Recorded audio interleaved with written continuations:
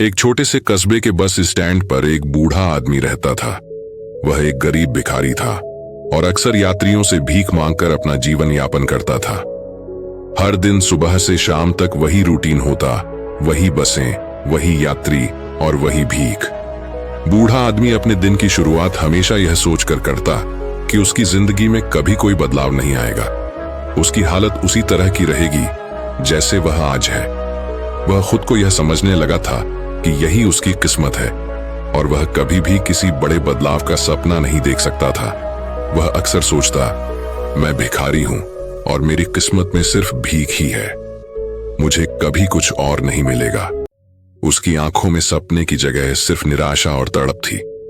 उसे लगता था कि वह समाज का एक ऐसा हिस्सा है जिसे कभी किसी ने मदद नहीं दी और शायद कभी देगा भी नहीं। बस स्टैंड पर खड़ा हुआ वह आदमी हर दिन यही सोचता और अपनी तंग हालत पर रोता। एक दिन बस स्टैंड पर एक बहुत साधारण लेकिन आत्मविश्वास से भरा हुआ व्यक्ति आया। वह आदमी साफ सुथरे कपड़े पहने हुए था और चेहरे पर मुस्कान थी, मानो उसकी जिंदगी में कोई परेशानी नहीं थी। बूढ़े आदमी ने सोचा, यह व्यक्ति शायद बहुत अमीर होगा, इसका जरूर दिल बड़ा होगा और मुझे कुछ अच्छी भीख देगा। वह उसके पास गया और हाथ फैलाते हुए भीख मांगी। साधारण व्यक्ति ने उसे देखा और मुस्कुराते हुए कहा, तुम हर रोज दूसरों से मांगते रहते हो, क्या तुम कभी यह सोचते हो कि तुम किसी को कुछ दे सकते हो? बूढ़ा आदमी चौंक गया। उसने सोचा, मैं तो खुद एक भिखारी हूं, मैं क्या दे सकता हूं? वह व्यक्ति फिर बोला, अगर तुम किसी को कुछ नहीं दे सकते तो तुम्हें कुछ मांगने का भी हक नहीं है। यह दुनिया लेन देन पर चलती है, पहले कुछ दो फिर कुछ पाओ। बूढ़ा आदमी यह सुनकर हैरान हो गया। उसे लगा कि यह व्यक्ति उसे समझाने की कोशिश कर रहा है, लेकिन उसकी स्थिति को समझे बिना उसे ऐसा कह रहा था। फिर भी वह व्यक्ति अपनी बस में बैठकर चला गया, लेकिन बूढ़े आदमी के मन में वह बात घर कर गई। उसने सोचा, क्या मैं वाकई कभी किसी को कुछ दे सकता हूं? क्या मेरी जिंदगी बदल सकती है? वह रात भर यही सोचता रहा। अगले दिन बस स्टैंड पर बैठा हुआ था और यही विचार उसके मन में घूम रहा था। तभी उसकी नजर पास के पेड़ पर पड़ी, जहां से कुछ छोटे छोटे कागज के टुकड़े गिर रहे थे। उसने उन टुकड़ों को उठाया और देखा कि वे पुराने टिकट थे। उसे एक विचार आया, क्यों न मैं इन कागजों पर कुछ लिखकर यात्रियों को दूं। उसने उन कागजों पर छोटे छोटे प्रेरणादायक संदेश लिखने शुरू किए। अब जब भी कोई यात्री उसे पैसे देता, वह बदले में एक कागज पर लिखा संदेश उन्हें दे देता। यात्रियों को यह नया तरीका बहुत पसंद आया। धीरे धीरे लोग उसे पैसे देने के बजाय प्रेरणादायक संदेश लेने आने लगे।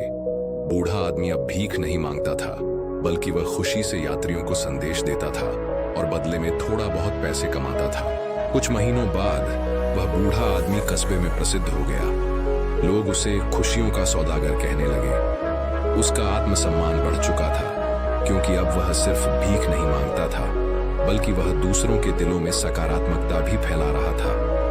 एक दिन वही साधारण व्यक्ति फिर से बस स्टैंड पर आया। बूढ़े आदमी ने उसे पहचान लिया और दौड़कर उसके पास गया। उसने कहा, साहब, आपने मुझे जीवन का सबसे बड़ा सबक दिया। आज मैं सिर्फ एक भिखारी नहीं, बल्कि खुशियों का व्यापारी हूं।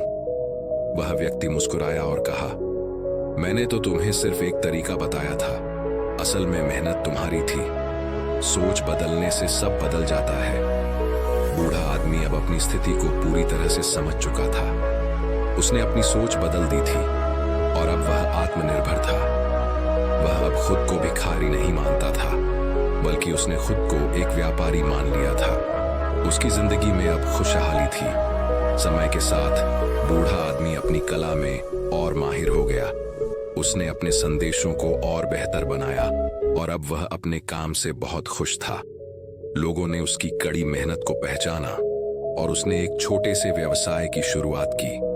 कुछ महीनों बाद वह पहले से कहीं अधिक सफल हो गया। अब वह कागज के छोटे टुकड़ों के बदले फूल बेचने लगा। यह उसका नया व्यापार था। कुछ साल बाद वह वही बूढ़ा आदमी अब एक प्रसिद्ध फूलों का व्यापारी बन चुका था। वह यात्रियों से फूल बेचकर अच्छा खासा पैसा कमा रहा था। एक दिन जब वह उसी बस स्टैंड पर खड़ा था, वह व्यक्ति फिर से वहां आया। उसने बूढ़े आदमी को देखा और मुस्कुराते हुए कहा, तुम वही हो ना जो कभी मुझे भीख मांगते हुए मिला था। बूढ़ा आदमी अब पूरी तरह से बदल चुका था। उसने कहा, हाँ वही हूं मैं, लेकिन अब मैं सिर्फ एक भिखारी नहीं बल्कि फूलों का व्यापारी हूं। आपकी बातों ने मेरी सोच बदल दी और मेरी जिंदगी पूरी तरह से बदल गई। अब मैं वही करता हूं जो मुझे पसंद है और अब मेरे पास देने के लिए बहुत कुछ है। दोनों मुस्कुराए और एक दूसरे को गले लगा लिया। कहानी का सार, यह कहानी हमें यह सिखाती है कि हमारी सोच हमारी पूरी जिंदगी को प्रभावित करती है।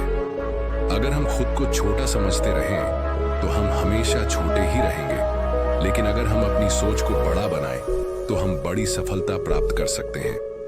दुनिया लेन देन पर चलती है। जब हम कुछ देंगे तभी हमें कुछ मिलेगा।